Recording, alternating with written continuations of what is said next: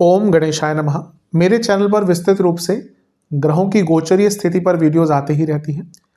तो अगर आप भी चाहते हैं कि ग्रहों की गोचरीय स्थिति पर रेगुलर अपडेट्स आपको मिलती रहे, क्या अच्छा क्या बुरा घटित हो सकता है, एक गाइडेंस ज्योतिष के द्वारा आपको प्राप्त होती रहे, तो अवश्य मेरे चैनल को सब्सक्राइब कीजिए। जिन लोगों ने सब्सक्राइब किया और कुछ लोगों को नोटिफिकेशंस नहीं आती कभी कभी कहते हैं, तो आप सब्सक्राइब वाले ही बटन के साथ ही ऑल नोटिफिकेशंस को इसको ऑन कर सकते हैं, जिससे आपको सारी नोटिफिकेशंस आएंगी। तो यदि आप भी चाहते हैं कि रेगुलरली अपडेट्स मिलते रहे और रेगुलर ग्रहों की गोचर स्थिति की जानकारी मिलती रहे, उसका प्रभाव क्या होगा पता चलते रहे, तो अवश्य मेरे चैनल को सब्सक्राइब करें और नोटिफिकेशंस को भी ऑन करें। नमस्कार। ओम गणेशाय नमः। ओम नमः शिवाय। मैं निखिल ज्योतिष आचार्य आप सभी का मेरे चैनल पर पुनः स्वागत करता हूं। आशा करता हूं कि आप सभी स्वस्थ होंगे। महादेव की कृपा आप सभी पर सदैव बनी रहे। ये वीडियो कुंभ यानी कि एक्वेरियस के लिए बहुत विशेष है, क्योंकि वीडियो है 24 नवंबर से 30 नवंबर 2025 के साप्ताहिक राशिफल के बारे में।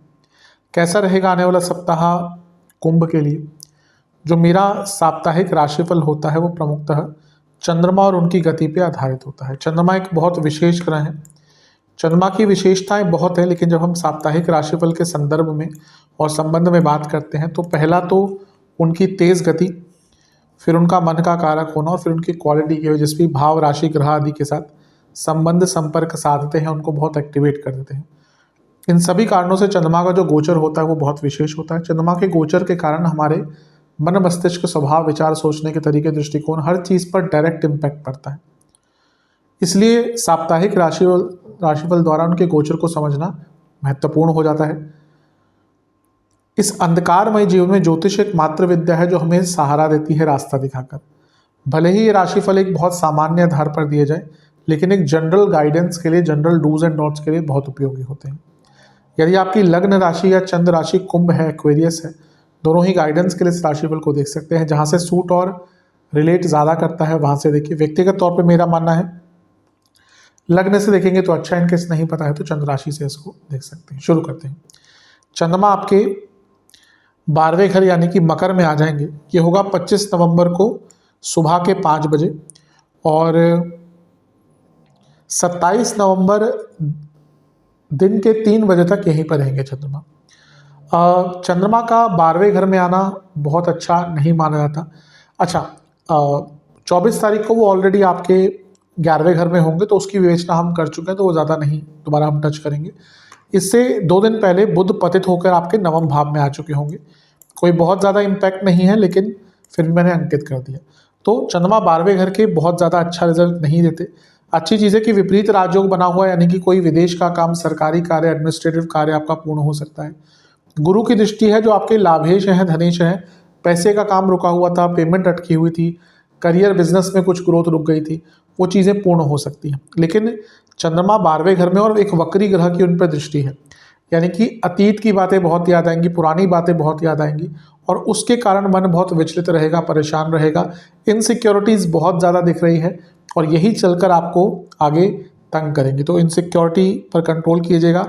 जिनको ऑलरेडी कोई मानसिक विकार है, डिप्रेशन आदि है, उनको बहुत ध्यान देना है। नवांश कुंडली बताती है कि किसी की बातों में ज़्यादा मत आइएगा और ना ही किसी के बारे में ज़्यादा सोचिएगा। अपने जीवन पर ध्यान दीजिए, अपने आप को बेटर कीजिए। जहाँ तक दशांश कुंडली की बात है, कार्य क्षेत्र में अच्छा टाइम है, जॉब चेंज करने का भी योग अच्छा खासा बन रहा है।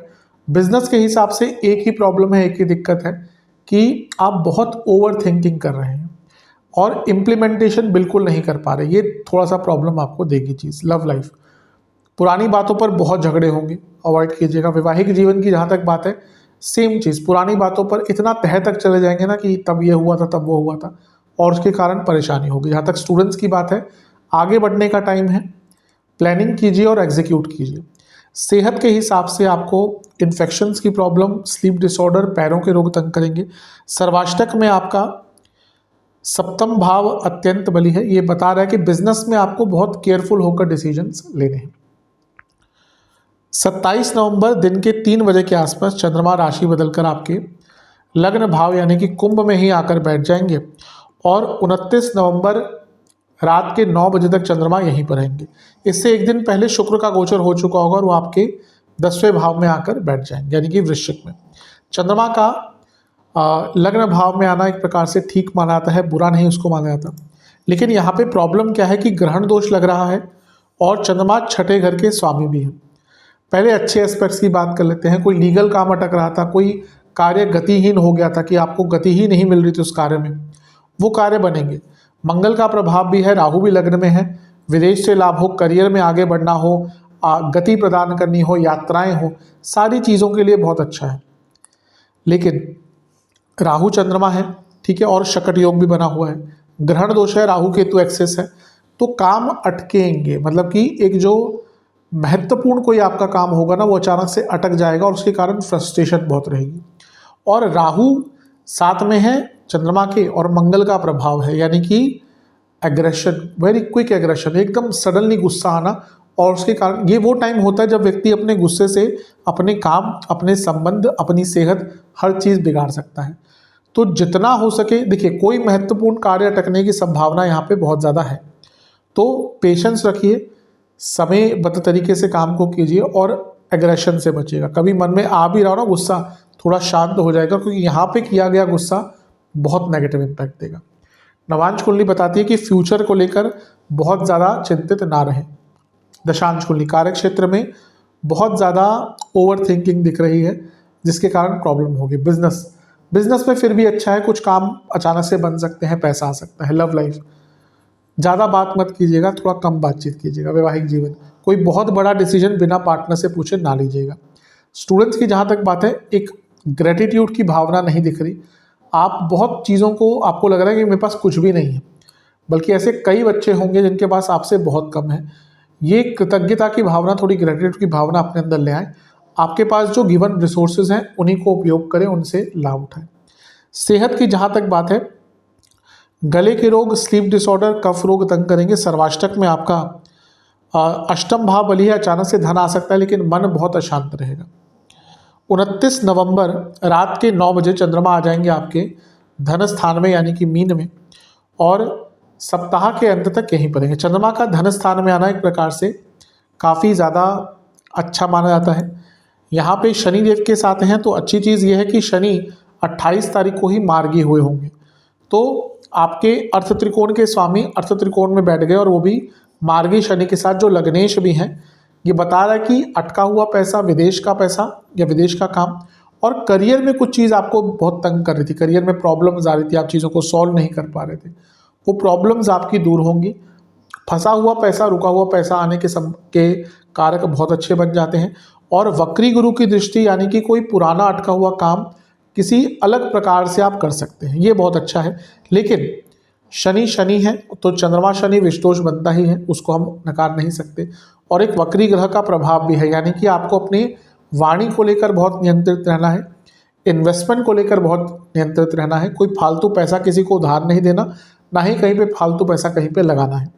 इन सब चीज़ों पर आपने नियंत्रण कर लिया तो अवश्य जो समय है आपका काफ़ी अच्छा जाएगा। नवांश कुंडली बता रही है कि आपका कोई फ़ायदा उठा सकता है, जैसे मैंने कहा किसी को पैसा उधार मत दीजिएगा। दशांश कुंडली कार्य क्षेत्र में पेशेंस रखिएगा। बिजनेस की जहाँ तक बात है, कुछ नया करने की आवश्यकता है। लव लाइफ थोड़ा होपफुल रही, अभी लगता है कि चीज़ें बहुत निराशपूर्ण तरीके से आप परसीव कर रहे हैं। वैवाहिक जीवन, अकेले टाइम बिताइए, कभी कभी उसकी भी अनिवार्यता होती है। स्टूडेंट्स थोड़ा सा परेशान रहेंगे, थोड़ा सा कंफ्यूज रहेंगे, अगर कोई एग्ज़ाम है तो थोड़ा प्रॉब्लम हो सकती है।